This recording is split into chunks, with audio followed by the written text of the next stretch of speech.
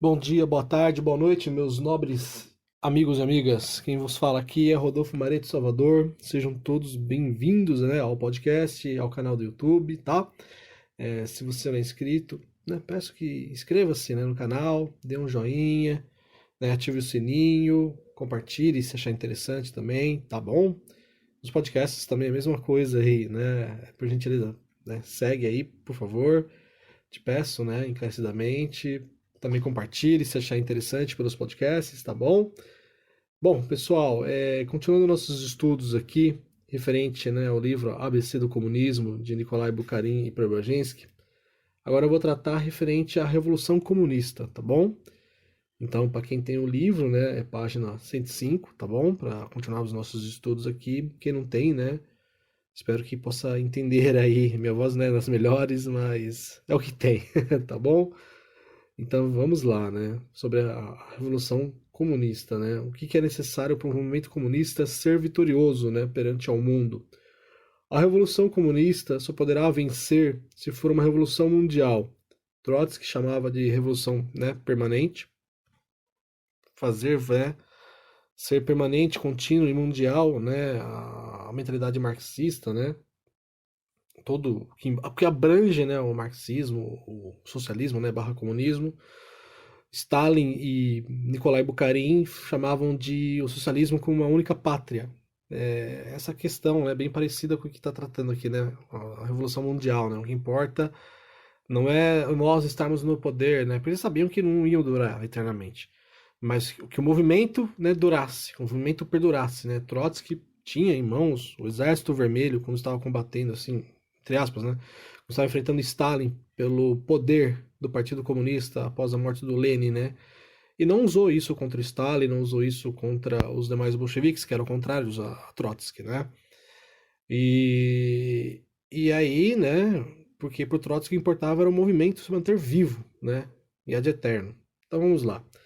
Se em um país, por exemplo, a classe operária toma conta do poder, mas nos outros os proletariados permanecem sinceramente devotados ao capitalismo, esse país será finalmente estrangulado pelos grandes, né, estados de rapina. De 1917 a 1919, época, né, da, da Primeira Guerra Mundial, época, né, do comunismo de guerra, todas as potências tentaram estrangular a Rússia dos sovietes. De 1919, estrangularam a Hungria dos sovietes, não puderam, porém, estrangular a Rússia dos sovietes, porque sua situação interna era tal que deviam temer, também elas, né, serem derrubadas pelos seus próprios operários, que reclamavam a retirada das tropas da Rússia.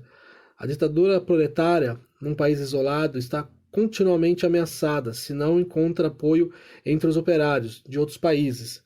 Ademais, né, nesse país a organização econômica é muito difícil, né? Porque nada ou quase nada ela recebe do estrangeiro, está bloqueado por todos os lados. Mas, para o triunfo do comunismo, a vitória da Revolução Mundial e a solidariedade dos operários entre si são necessárias. Que não houve, né? Na Primeira Guerra não houve a solidariedade entre operários, né? Cada um defendeu o seu país, cada um defendeu a sua casa, né? Assim, como se dizer, né? Durante a Primeira Guerra Mundial. Então caiu por terra, né? Essa coisa fraternal, né? Dos operários, né? Dos camponeses. Então vamos lá. É... A vitória da Revolução Mundial e a solidariedade dos operários entre si são necessárias. Isso significa que a condição indispensável da vitória consiste na solidariedade internacional da classe operária. Assim como os operários das diferentes fábricas sustentaram-se mutuamente, criaram uma organização comum e conduziram a luta comum contra todos os fabricantes. Da mesma forma, os operários dos diferentes países burgueses só poderão vencer se marcharem juntos, em fileiras cerradas, se não criarem dissensões entre si. Pelo contrário, uniram-se de país a país, sentiram-se uma única classe, com os mesmos interesses. Só uma confiança mútua, perfeita, uma união fraternal, a unidade da ação revolucionária contra o capital mundial garantirão a vitória da classe operária. O movimento comunista operário só poderá vencer como um movimento internacional. Aí vai vir, né, o Cominter, né, que é os encontros, né, do movimento, né, comunista internacional, tá? A necessidade da luta internacional do proletariado foi reconhecida há muito tempo. Às vésperas da Revolução de 1884, já existia uma organização secreta internacional, que é a Liga dos Comunistas, né? Que aí teve duas ligas comunistas, né? Não foram tão bem sucedidas, e a terceira foi o Cominter, né? Que foi feito na Rússia comunista, né? Na Rússia socialista, né? Dos bolcheviques. À frente estavam Marx e Engels. No congresso dessa liga, realizado em Londres, eles foram encarregados de compor um manifesto em nome da liga. Assim nasceu o Manifesto do Partido Comunista, no qual esses grandes campeões do proletariado expuseram pela primeira vez a doutrina comunista. Em 1864, surgiu, sob a direção de Karl Marx, a Associação Internacional dos Trabalhadores, a primeira internacional comunista.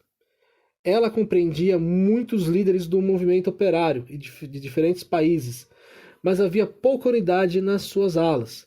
Além disso, não se apoiava sobre amplas massas operárias, mas se assemelhavam a um grupo, né, internacional de propaganda revolucionária. Em 1871, os membros da Internacional participaram da Revolução dos Operários Parisienses, né, a Comuna, o que provocou em toda parte a perseguição à Internacional, né, nesse caso.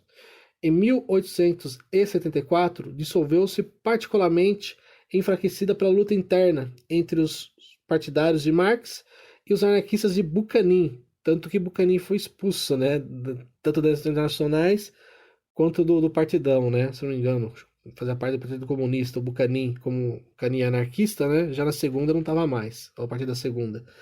Depois da sua dissolução, os partidos socialistas começaram a nascer em diversos países. Karl Marx e Engels haviam colocado, né, que a luta também, além de ser internacional, ela só valeria e teria corpo se ela adentrasse em um sistema político, se ela fosse de causa política, tá bom? Depois da dissolução dos partidos, né, depois da dissolução, os partidos socialistas começaram a nascer em diversos países, de acordo com o desenvolvimento da indústria. Fez-se logo, né, sentir a necessidade de um apoio recíproco. Em 1889, foi convocado um Congresso Socialista Internacional, composto de representantes dos partidos socialistas de diversos países. A Segunda Internacional foi fundada em 89, mas devia desmoronar-se ao tempo da declaração da Guerra Mundial. As razões desses fatos serão explicadas mais adiante, né, aqui no próprio livro do Buchanan. Já no manifesto do Partido Comunista, Marx havia proclamado a palavra de ordem: proletários de todos os países, univos, que foi o que eu comentei, né? Não houve, quando houve a Primeira Guerra, cada um cuidou do seu quadrado, cada um cuida do seu país. Eis o que, a esse respeito, escrevia Marx no fim do manifesto. Vamos lá, entre aspas. Os comunistas não se rebaixam a dissimular-se suas opiniões aos seus fins. Proclamam resolutamente, né, que esses fins não poderão ser atingidos sem a derrubada violenta de toda a ordem social atual, que as classes dominantes tremam à ideia da revolução comunista. Os proletariados não têm nada a perder com ela, exceto os grilhões. Tem um mundo a ganhar, proletário de todos os países, univos, né? Fecha as aspas, tá bom? Bom, pessoal, então, o que acontece aqui no caso? Era para o negócio acontecer, infelizmente, né? Nossa Senhora de Fátima, quem acredita, né? Eu acredito, sou católico. Nossa Senhora de Fátima já havia dito, né? Se a Rússia não fosse consagrada ao seu, né, coração, e se as pessoas não se arrependessem dos seus pecados, iria acontecer o socialismo, né? Iria acontecer o surgimento, né? O fato do partido bolchevique tomar o poder na Rússia. E isso aconteceu, né? Primeiro país socialista.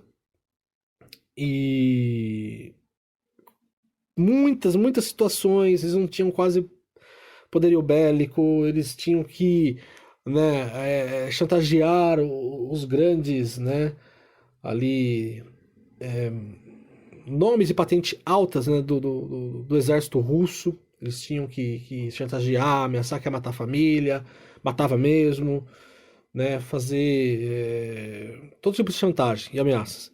para conseguir apoio do exército, né, no final da Primeira Guerra Mundial, para enfrentar os alemães, tiveram que embaganhar com os alemães, né, o Tratado Brest-Litovsk, acho que é isso, se não me engano, sempre erro o segundo nome, mas é o Bretz, no tratado que o Trotsky fazia parte, né, digamos, do Ministério, né, do Exterior, né, das Relações Exteriores, né,